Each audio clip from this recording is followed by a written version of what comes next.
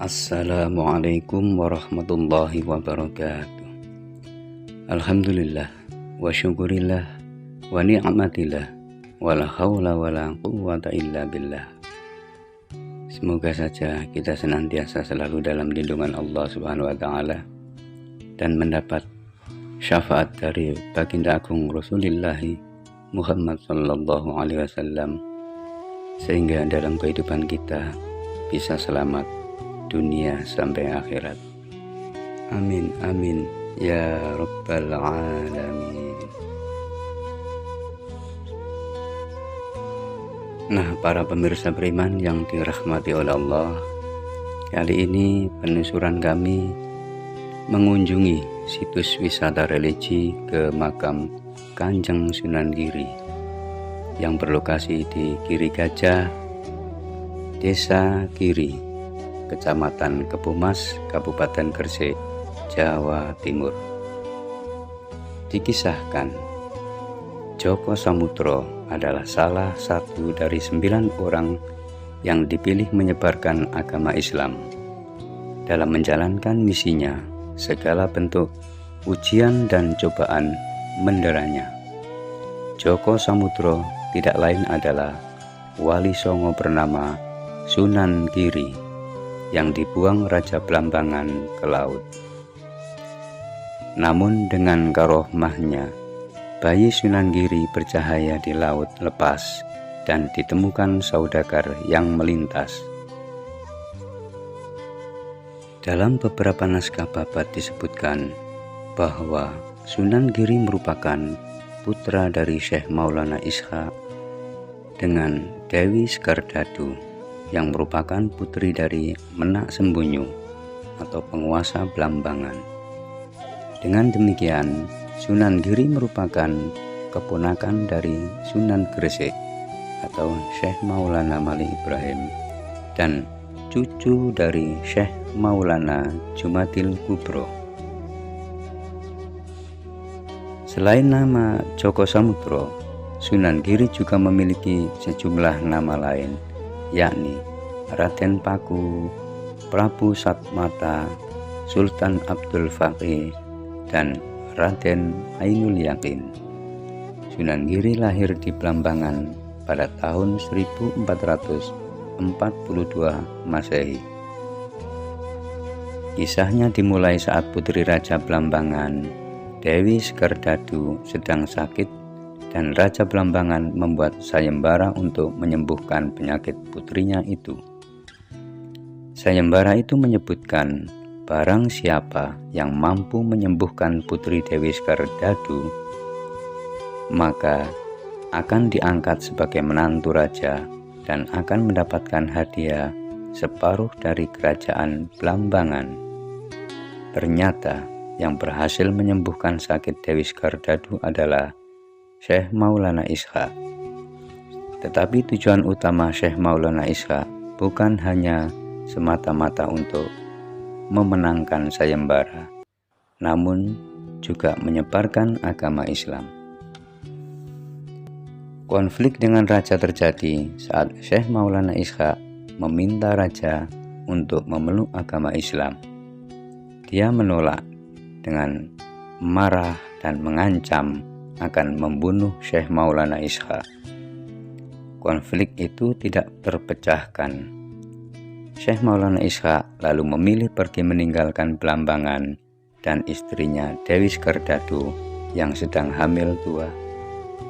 Saat ditinggal Syekh Maulana Ishaq, Blambangan ditimpa bencana kekeringan dan kelaparan. Raja menganggap bencana ini disebabkan bayi yang sedang dikandung putrinya.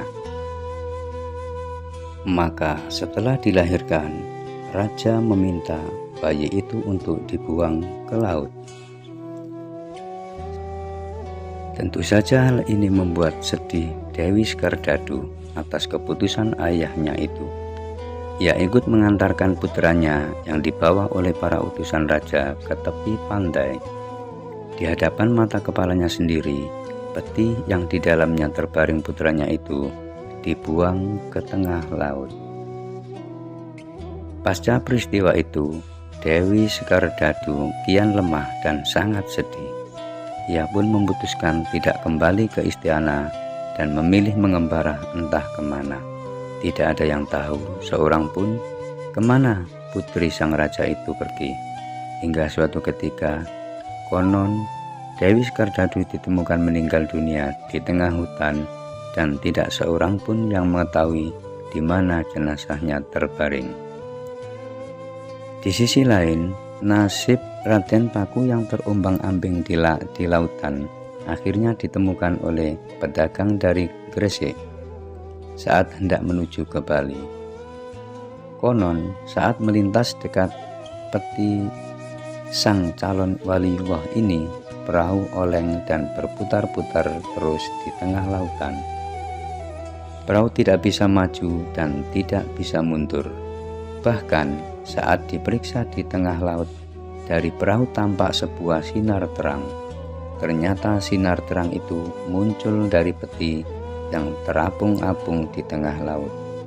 Setelah peti diambil dan dibuka, mereka terkejut karena di dalamnya ada bayi laki-laki yang menangis mengibah-ibah. Menariknya, saat perahu hendak menuju Bali, perahu masih oleng dan tidak bisa melaju ke arah timur. Keputusan pun diambil dengan tidak meneruskan perjalanan ke Bali dan kembali lagi ke Gresik.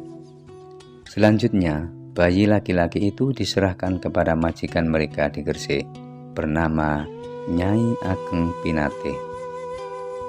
Saat dewasa, Sunan Giri dibawa ke Ampel Denta untuk berguru kepada Sunan Ampel. Di sini, Sunan Giri dikenal sebagai Joko Samudro dan menjadi saudara seperguruan Sunan Bonang. Dan setelah dewasa, Sunan Giri mengikuti jejak ayahnya. Dia ikut menyebarkan agama Islam dan dikenal dengan strategi dakwahnya.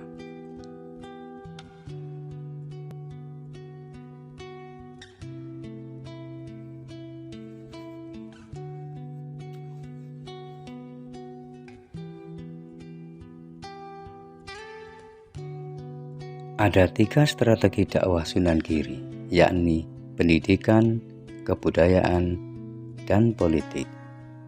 Dalam hal pendidikan, dia mendirikan pondok pesantren bernama Pesantren Giri. Pondok pesantren ini didirikan di sebuah bukit di Desa Sidomukti, Kebomas. Sejak itu, Joko Samudro dikenal Sunan Giri. Melalui pesantren Giri itu, Sunan Giri akhirnya menyebarkan agama Islam. Dia mendidik santri-santrinya yang tersebar luas hingga Madura, Lombok, Kalimantan, Sulawesi, dan Maluku untuk ikut menyebarkan agama Islam. Pengaruhnya sangat besar hingga pesantren Giri itu berubah menjadi sebuah kerajaan kecil bernama Giri Kedaton. Kerajaan Giri Kedaton ini menguasai wilayah Gresik dan sekitarnya hingga beberapa generasi sampai akhirnya tumbang oleh Sultan Agung dari Mataram Islam. Selain melalui pendidikan, Sunan Giri menyebarkan Islam dengan kebudayaan. Dia mendatangi langsung warga, mengajak mereka berkumpul dalam suatu acara selamatan, upacara, dan sebagainya. Kemudian juga lewat seni pertunjukan, nyanyi-nyanyian. Melalui cara ini, Islam dapat diterima di Jawa. Selain itu, Sunan Giri juga mengajarkan Islam lewat politik. Sebagai raja di wilayah itu, Sunan Giri memiliki kewenangan yang tidak terbatas. Sunan Giri mangkat pada tahun 913 Hijriah atau 1506 Masehi dan dimakamkan di atas bukit dalam cungkup yang berarsitektur khas Jawa yang sangat unik.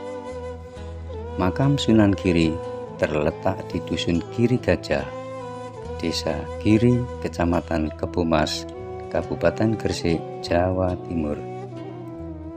Secara keseluruhan, lingkungan makam ini nampak sakral dan berwibawa.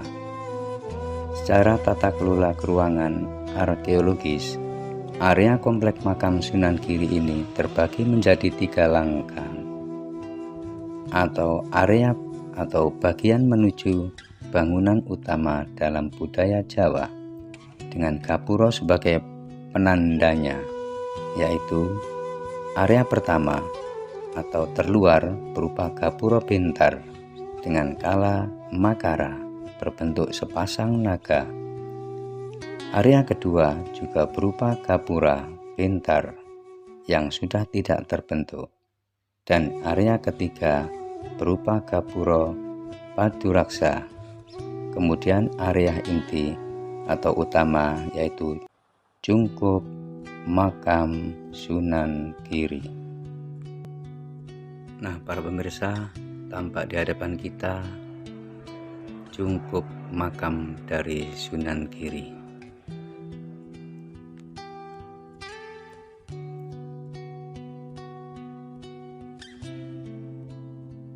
Nah, seperti ini pemirsa, kita lihat bersama ratusan bahkan ribuan orang dari beberapa daerah ikut datang ke sini dengan maksud bertawasul kepada panjenenganipun.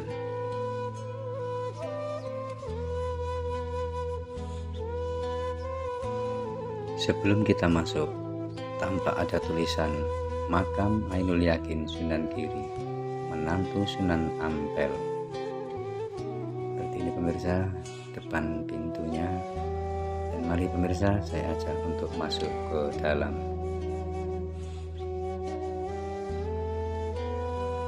Assalamualaikum. Seperti ini pemirsa, area dalam makam Sunan Giri tampak terlihat dengan begitu dekat, membawa aura mistis dan bersinergi. Semoga saja panjenenganipun Kanjeng Sunan Giri beserta seluruh anggota keluarga besarnya dan seluruh ahli kubur yang ada di area komplek makam Sunan Giri ini, semasa hidup di dunianya, segala kesalahan dan kekhilafan-Nya diampuni dan semua amal kebaikannya diterima oleh Allah Subhanahu wa Ta'ala. Dan sekarang di alam barzah atau alam kubur, semoga senantiasa mendapat nikmat kubur hingga hari kiamat. Dan kelak di alam akhirat, semoga saja mendapat surga dan diterima di sisinya. Amin, amin, amin, ya Rabbal Alamin.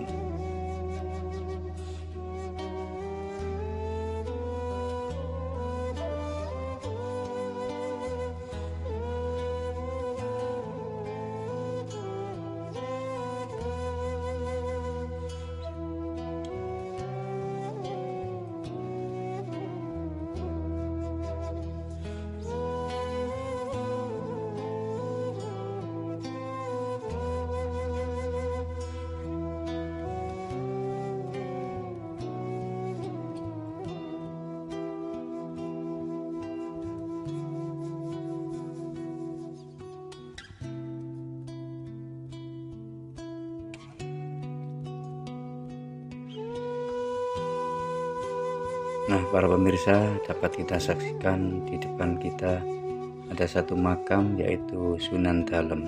Panjenenganipun adalah putra dari Sunan Giri yang pertama.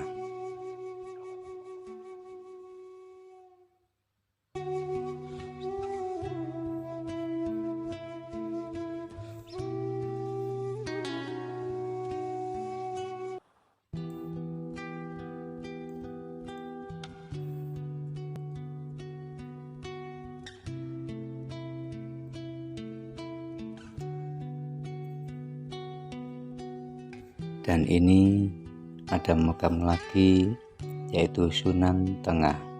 Beliau adalah putra Sunan Giri yang kedua.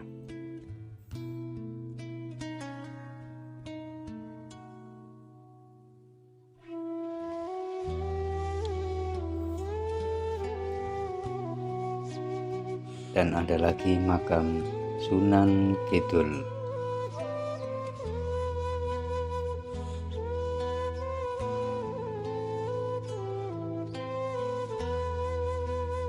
Dan ini adalah Sunan Kulon yang merupakan putra Sunan Giri yang ketiga. Sedangkan makam yang ini adalah makam Nyai Ageng Sawo yang merupakan putra dari Sunan Giri yang keempat.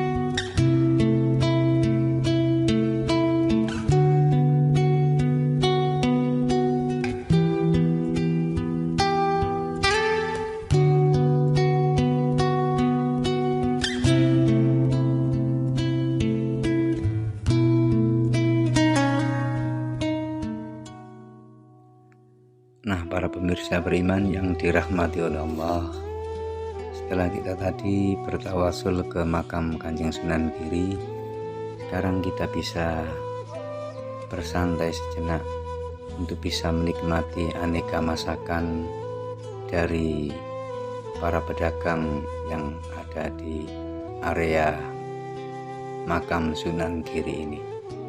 Seperti ini pemirsa, selain masakan, makanan, juga kita dapat memilah dan memilih sebagai oleh-oleh untuk bisa kita bawa pulang. Nah, seperti ini pemirsa, tampak banyak aksesoris, pakaian anak-anak kecil dan dewasa, banyak juga aksesoris kalung, gelang, dan lain sebagainya, dan juga peci atau kopiah dan lain sebagainya. Dan tentunya pemirsa, ini semua dijual dengan harga yang relatif murah, sehingga pemirsa dapat membeli buat oleh-oleh dan kenangan dari tawasul kita ke makam Kanjeng Sunan Giri.